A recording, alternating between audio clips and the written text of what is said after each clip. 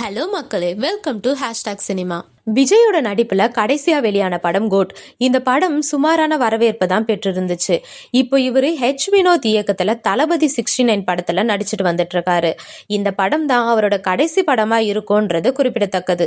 ஏன்னா அவர் தமிழக வெற்றி கழகம் என்ற கட்சியை தொடங்கி முழுக்க முழுக்க அரசியல்ல கவனம் செலுத்த இருக்காரு. அதே சமயத்துல தளபதி விஜய் மற்றும் த்ரிஷா கிருஷ்ணனோட டேட்டிங் வதந்திகள் நீண்ட நாட்களாகவே தலைப்பு செய்திகளா இருந்து வருது. விஜயும் த்ரிஷாவும் கோலிவுட்டின் ரீல் ஜோடிகள்ல ஃபேமஸ் ஆனவங்க.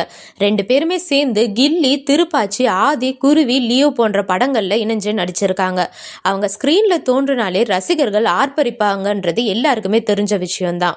அந்த அளவுக்கு அவர்களுக்கு இடையான கெமிஸ்ட்ரி பக்காவா சினிமால ஒர்க் அவுட் ஆகியிருக்கும்.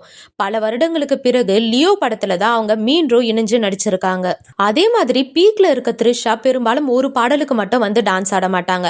ஆனா விஜய் நடிச்ச கோட் படத்துல மஞ்சள் புடவையில விஜயோட சேர்ந்து ஒரு பாடலுக்கு செம்ம குத்தாட்டம் போட்டிருந்தாங்க.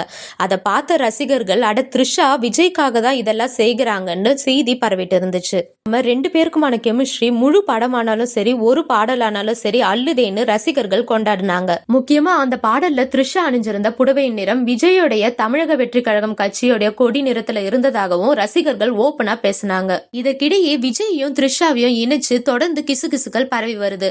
ஆனா அதற்கு ரெண்டு பேருமே மௌனத்தையே பதிலா கொடுத்துட்டு வராங்க. மேலும் இந்த விவகாரத்தால தான் விஜயும் அவரோட மனைவி சங்கீதாவும் பிரிஞ்சிருக்காங்கன்னு ஒரு பேச்சு ஓடிக்கொண்டிருக்கு.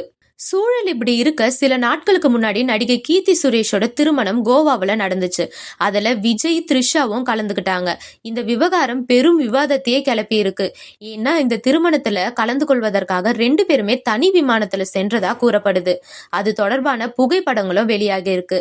இப்படி அவங்க ரெண்டு பேருமே தனி விமானத்துல சென்றதால மீண்டும் ரெண்டு பேரையும் இணைச்சு பலர் பேச ஆரம்பிச்சிருக்காங்க. இது மாதிரியான நிறைய அப்டேட்ஸ்க்கு ஹேஷ்டாக் சினிமாக்கு லைக் பண்ணுங்க, ஷேர் பண்ணுங்க, மறக்காம சப்ஸ்கிரைப் பண்ணுங்க.